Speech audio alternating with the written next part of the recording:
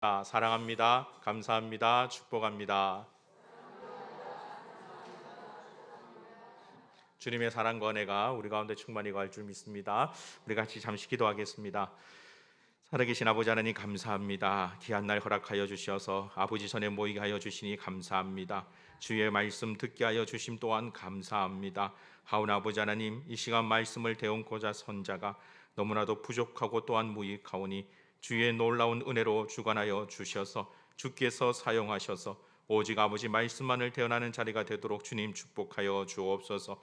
그리하여 전하는 자와 받는 자가 함께 은혜 나누는 귀하고 복된 자리가 되도록 주님 축복하여 주옵소서. 모든 영광 주께 올려드리며 살아계신 주 예수 그리스도 이름으로 기도드리옵나이다. 아멘. 아마 어릴 때부터 교회를 다니신 분들은 수련회를 하면서 저와 비슷한 그런 감정, 심정을 가진 적이 있지 않을까라는 생각이 듭니다. 저는 어릴 때 수련회를 하면 가장 힘들고 가장 싫었던 것이 한 가지 있었습니다. 무엇이었을까요? 그렇죠. 일명 밥절이라고 알려져 있는 성구암송. 그때는 꼭 성경 구절을 암송을 해야만 밥을 줬습니다. 그래서 참 외우고 해도 잘 외워지지가 않는 그 성경 구절을 정말 밥을 먹기 위해서 미리 정말 틈틈이 암송했던 그런 기억이 있습니다. 그래서 제가 나중에 교육자가 되고 난 다음에 수련을 진행할 때 유일하게 뺐던 것이 있습니다. 뭘까요? 밥절은 뺐습니다. 대신에 그냥 아이들에게 밥을 먹는 그 부분들이 좀 아쉬워서 밥절 대신에 밥송이라고 찬송가의 가사를 개사해서 부르면 밥을 주겠다라고 했더니 나중에 아이들이 피드백을 내는데 제일 싫었던 게 밥송이라고. 예. 그렇게 외웠던 이 밥절 가운데 늘 기억이 나는 구절이 한 가지 있습니다. 바로 마태복음 6장 33절입니다. 그런즉 너희는 먼저 그의 나라와 그의 의를 구하라. 그리하면 이 모든 것을 너희에게 더하시리라. 아멘. 우리가 이 말씀대로 살아가는 사람들이 참 많이 있습니다. 그런데 그 사람들 가운데 성경의 대표적인 인물을 찾아라라고 한다면 저는 느헤미야라고 생각을 합니다. 먼저 그의 나라와 그의 의를 구한 자가 바로 느헤미야입니다. 그 이유를 오늘 본문의 말씀을 통해서 찾아보기를 원합니다. 오늘 우리가 읽었던 느헤미야 1장의 말씀을 통해서 기도의 두 가지 종류를 우리가 한번 살펴보기를 소망하는데요. 하나님께서 기뻐하시는 기도가 무엇인지를 말씀을 통해서 같이 한번 살펴보겠습니다. 가장 먼저 느헤미야가 하나님께 드렸던 이 기도는 먼저 그의 나라와 그의 의를 구하는 기도입니다. 사실 느헤미야에게 있어서는 특별히 부족한 것이 없는 그런 상황에 있었습니다. 여러분 1절 말씀을 보시면 아닥사스다 왕 제20년 기스르르에 내가 수상궁에 있는데라고 말합니다. 느헤미야는 자기를 소개하면서 지금 수상궁에 있다라고 말합니다. 정확한 관직이 무엇인지는 알 수 없지만 그가 관리로서 궁에 거하고 있었다라는 것이죠. 사실 역사적인 배경을 잠깐 살펴보면 이 느헤미야는 참 대단한 사람이라고 볼 수 있습니다. 여러분들이 이미 알고 있듯이 남유다가 바벨론이라는 나라에 의해서 멸망을 당했는데 이 바벨론이라는 나라가 썼던 정책이 포로 정책입니다. 정복했던 그 나라에서 괜찮은 사람들, 귀족이나 엘리트들을 데려다가 자기 나라의 포로로 데리고 왔습니다. 왜냐하면 그곳에 그대로 남겨두면 이 엘리트들이 모여서 또한 반역을 일으킬 것이라고 생각했기 때문에 그러한 씨를 없애기 위해서 그들을 잡아왔습니다. 그런데 또 다른 고민거리가 생겼습니다. 그렇게 각 나라의 포로들을 많이 잡아오다 보니까 바벨론 도성에 포로가 가득 차기를 시작한 겁니다. 이들이 만약에 그곳에서 쿠데타를 일으킨다면 나라에 큰 위험이 생길 수도 있습니다. 그래서 흔히 우리가 생각하는 그런 포로의 대우가 아니라 잡아온 그들에게 그 나라에서 그 땅에서 정말 넉넉하게 살아갈 수 있도록 이 바벨론은 포로 정책을 사용을 했습니다. 그래서 그들에게 관직이 갈 수 있는 기회를 줬고 장사를 할 수 있는 기회를 줬고 정말 그 땅에서 많은 것들을 누리면서 살아갈 수 있는 그런 기회를 줬습니다. 예를 들어서 이렇게 볼 수 있습니다. 우리나라의 조선시대에 미국이라는 나라가 쳐들어와서 우리나라 사람들을 포로로 잡아갔는데 미국이라는 그 땅에서 영어를 배우면서 그곳에서 꿈을 실현하면서 마음껏 살아갈 수 있도록 배려를 해줬다면 과연 그들이 그 미국이라는 땅에서 한국으로 돌아오기를 원했을까요? 조선이라는 그 땅으로 돌아오기를 원했을까요? 아마 그렇지 않을 겁니다. 이 바빌론이라는 나라가 그와 같은 정책을 사용을 했습니다. 그런데 그럼에도 불구하고 모든 자들에게 다 기회를 준 것은 아닙니다. 사실 포로이기 때문에 자국민보다는 여러 가지 많은 부분들 속에서 불리한 것들이 참 많이 있었습니다. 그럼에도 불구하고 느헤미야가 수상궁에 있었다라는 것은 그의 형편이 넉넉했다라는 것을 보여주는 장면입니다.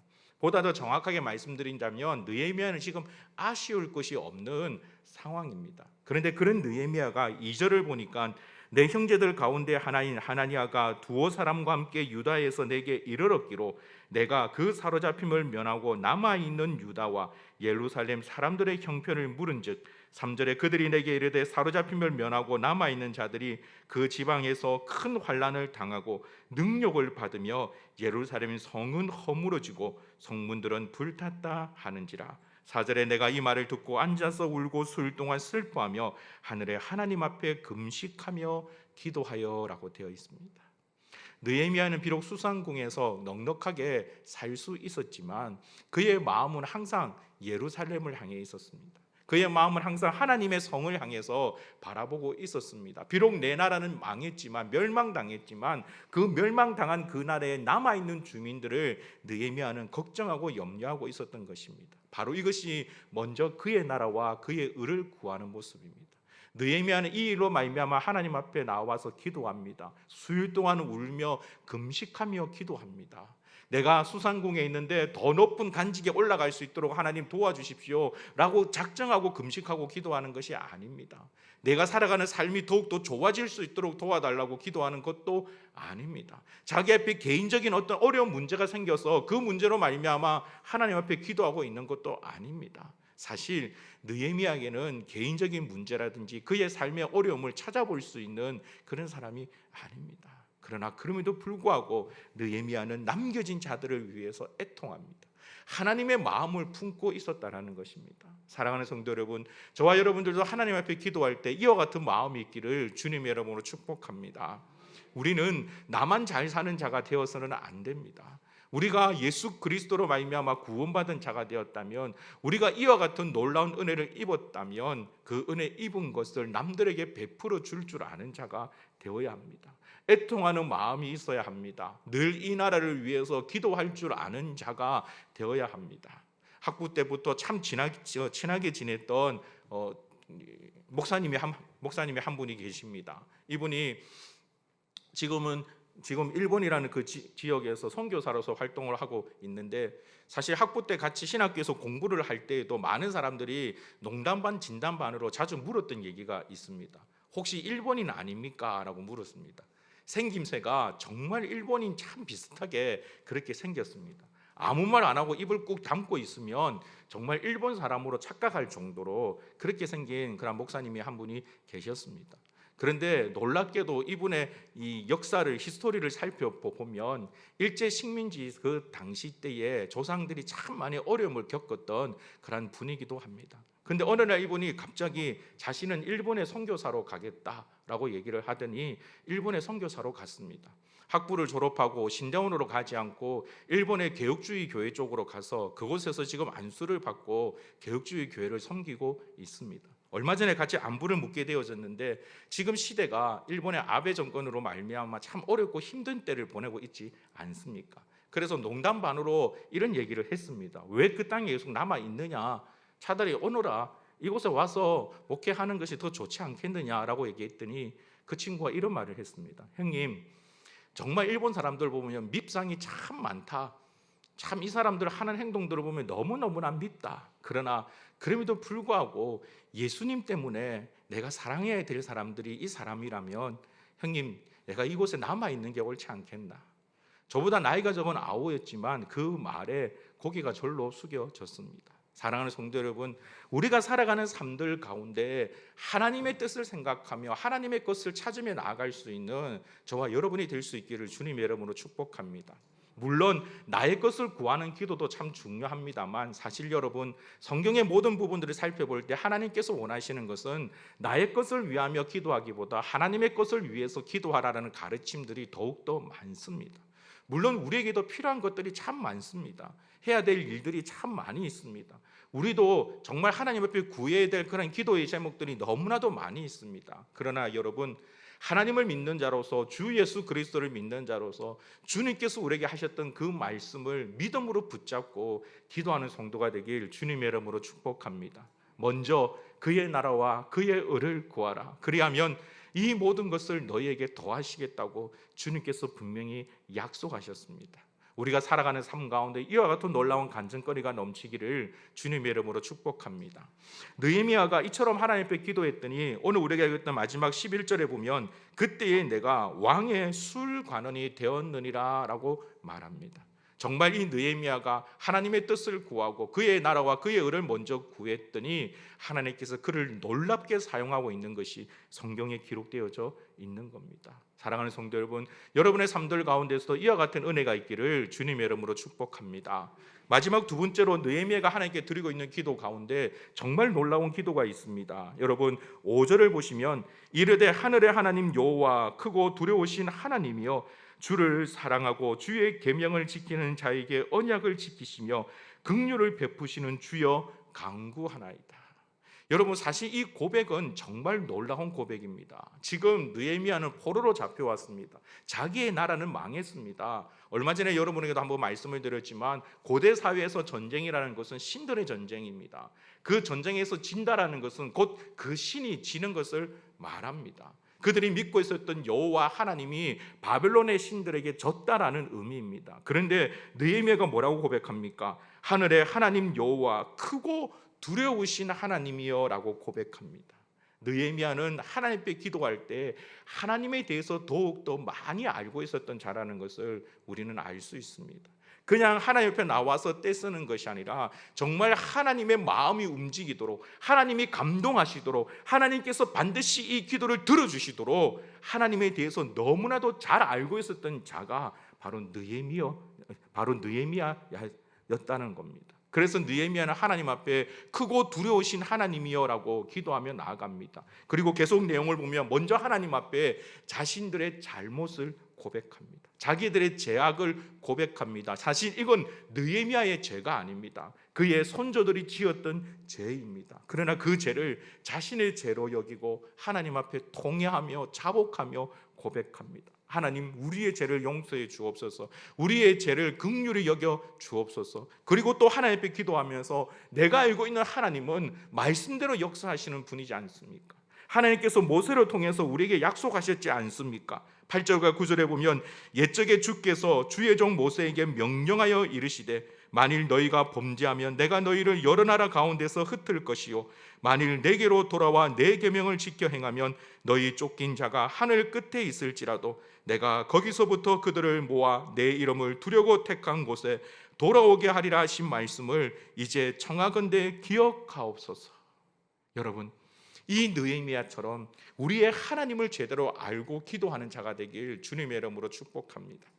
간혹 자녀들을 보면 부모의 마음을 즐겁게 하고 부모의 마음을 기쁘게 하고 자기의 요구를 들어달라고 얘기하는 그런 자녀들이 있습니다. 참 지혜로운 자녀죠. 그러면 부모로부터 더 많은 것들을 얻어냅니다. 그런데 어리석은 자녀는 그 요구를 하기 전에 먼저 부모의 마음에 천불이 임하도록 만듭니다. 속을 완전히 뒤집어 놓습니다. 그리고 나서 용돈 달라고 손을 내밀면 세상에 어느 부모가 용돈을 주겠습니까? 하나님도 마찬가지입니다. 여호와 하나님에 대해서 아는 자가 되어야 합니다. 사랑하는 성도 여러분, 우리가 이 땅에서 교회라는 공동체 속에서 함께 신앙생활을 하는 이유 가운데 한 가지도 여기에 있습니다. 나의 신앙의 연수가 오래되면 오래될수록 교회 생활이 익숙해지고 너무 편해지는 것이 아니라 나의 신앙의 연수가 오래되면 오래될수록 하나님에 대해서 더욱더 깊이 알아가며 하나님의 마음을 알아가는 자가 되어야 합니다. 아버지께서 바라보시는 곳을 바라볼 줄 알아야 합니다. 아버지께서 가기를 원하시는 곳에 갈 줄 아는 자가 되어야 합니다. 하나님의 마음을 이해할 때 우리는 더 하나님 앞에 깊이 있는 기도를 드릴 수 있습니다. 하늘 보좌를 움직일 수 있는 기도를 드릴 수 있다라는 것입니다. 사랑하는 성도 여러분, 그러므로 하나님을 알아가는 일들에 끊임없이 애쓰는 자들이 되길 주님의 이름으로 축복합니다. 지난 수요일부터 사명자 훈련 선한 양심이 새롭게 시작이 되어졌습니다. 기도 주기도문에 대해서 목사님께서 말씀을 가르쳐 주셨습니다. 여러분, 이런 시간들에 우리가 힘써 참여하는 자가 되어야 합니다. 더 깊이 묵상하고 더 애쓰는 자가 되어야 합니다. 단지 과제를 하기 위해서 답안지를 작성하는 것이 아니라 그 답안지의 글자 하나가 하나님을 아는 이해가, 하나님을 만나는 그 은혜가 그 속에 담겨져 있기를 주님의 이름으로 축복합니다. 그런 하나님의 만남이 있을 때 우리는 하나님 앞에 더 놀라운 기도를 드릴 수가 있습니다. 지금 이제 주일학교 교사들과 중고등부 교사들과 함께 성경 교육을 시작을 했습니다. 3주 전부터 지금 시작을 했습니다. 매주마다 하기는 힘들고 간혹 한 번씩 시간이 날 때마다 주일 오후에 모여서 성경을 함께 배우자라고 서로 얘기하며 교사들이 모여서 힘을 쓰고 있습니다. 이런 자리에서도 더욱더 애를 쓰며 나아가야 합니다. 말씀을 배울 수 있는 자리, 말씀을 들을 수 있는 자리, 하나님을 경험할 수 있는 자리, 그 자리를 더욱더 깊이 사모하며 나아갈 수 있는 저와 여러분이 되시기를 주님의 이름으로 축복합니다. 한 가지 더 여러분들에게 권면해 드리고 싶은 것이 있습니다. 우리가 신앙생활을 하다 보면 살아가는 삶들 가운데 어렵고 힘든 일들이 생길 뿐만 아니라 궁금한 것들이 생길 때가 있습니다. 이 말씀의 뜻은 무엇일까? 우리의 기도 가운데 나타나는 여러 가지 현상들 가운데 생겨나는 그런 궁금증들이 있습니다. 그런데 가만히 보면 대다수 성도들 가운데 그 궁금증을 그냥 넘어가는 경우가 참 많이 있습니다. 물론 우리 목사님도 그렇고 저도 그렇고 교육자들이 참 바쁩니다. 하루하루 생활하는 부분들이 참 어렵고 힘든 부분들이 많이 있습니다. 그러나 그럼에도 불구하고 하나님께서 우리 미랄교회에 담임 목사님이나 저나 또한 두 분의 전도사님을 세우신 이유는 여러분들의 그러한 부분들을 돕기 위해서 세운 겁니다. 그래서 여러분, 가장 신뢰되는 것이 목사님이 바쁘실 줄 알아 안 물어봤습니다 라는 말은 가장 신뢰가 되는 겁니다. 그렇게 하지 마시고 궁금한 점들이 있을 때는 언제든지 찾아서 묻는 자들이 되기를 주님의 이름으로 축복합니다. 담임 목사님을 찾아가서 목사님, 성경을 읽다가 이 부분들이 너무나 궁금한데 이 부분들은 어떤 뜻입니까? 라고 묻는 자들이 되어야 합니다. 우리의 신앙생활 삶 가운데 이렇게 기도하고 있는데 이 기도가 잘 응답되지 않습니다. 왜 그렇습니까? 라고 묻는 자들이 되어야 합니다. 집을 쌓아 나갈 때, 성을 쌓아 나갈 때 궁성궁성 벽돌을 뼈가면서 성을 쌓는 자들은 아무도 없을 것입니다. 밑에서부터 튼튼하게 기초를 잡고 또 잡아서 그 위에 벽돌을 촘촘하게 쌓아 나가야 든든한 성을 쌓아 나가듯이 우리의 신앙의 고백도 마찬가지입니다. 언젠가 어느 한 장로님을 만나 뵌 적이 있는데 참 감사하게도 우리 교단의 장로님이 아니라 다른 교단의 장로님이었습니다. 이런저런 얘기를 하다가 말씀하시는 가운데 이분이 대뜸 선악과에 대해서 말씀을 하시면서 선악과를 보니까 정말 하나님이 이해가 되지 않는다. 하나님이 참 괴팍하신 분 같다라고 말씀하신 것을 들은 적이 있습니다. 이분은 선악과에 대한 하나님의 그 놀라운 사랑을 제대로 이해하지를 못하는 겁니다.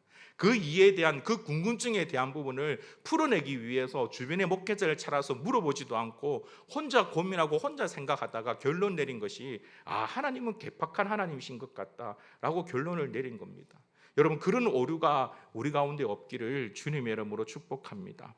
말씀을 사모하시되 그 말씀 가운데 궁금한 점이 있다면 언제든지 묻고 또 답을 찾아 나가는 자들이 되길 주의 이름으로 축복합니다.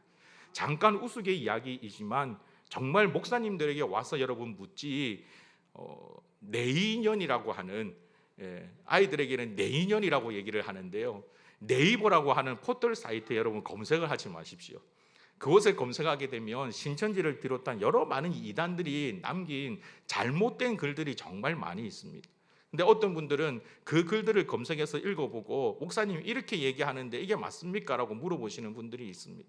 오히려 그런 시간에 차라리 담임 목사님이나 저나 교육자들에게 카톡 한 번 더 보내시는 것이, 문자 한 번 더 보내시는 것이 여러분들에게 보다 더 유익이 될 줄 믿습니다. 하나님을 내가 믿는다면, 하나님을 사랑한다면 그 하나님에 대한 올바른 믿음의 고백을 가지고 나아가는 자가 되어야 합니다. 그래야만 하나님 앞에 더 많은 것들을 아릴 수가 있고 더 정확한 것을 아릴 수가 있고 하나님의 놀라운 은혜를 누리면서 나아갈 수 있습니다. 사랑하는 성도 여러분, 오늘 저와 여러분들에게 이와 같은 놀라운 은혜가 있기를 주님의 이름으로 축복합니다. 오늘 우리가 읽었던 느헤미야 1장의 첫 부분과 1절의 첫 부분과 그리고 마지막 11절의 후반부를 이어보면 참 재미있는 말씀이 나타납니다. 1절 전반부에 보면 하가라의 아들 느헤미야의 말이라, 그리고 11절 마지막 부분을 보면 그때에 내가 왕의 술관원이 되었느니라. 여러분, 느헤미야가 이처럼 여호와 하나님 앞에 기도하며 나아갔을 때에 하나님의 나라를 먼저 구하고 그의 나라와 그의 의를 먼저 구하며 기도하며 나아갔을 때 하나님에 대해서 보다 더 깊이 이해하며 하나님의 마음을 시원케 하는 그런 기도를 드렸을 때 오히려 느헤미야의 삶이 놀라운 은혜의 자리로 나아가는 것을 성경은 우리에게 보여줍니다. 정답은 하나님입니다. 하나님 앞에 엎드리는 것입니다.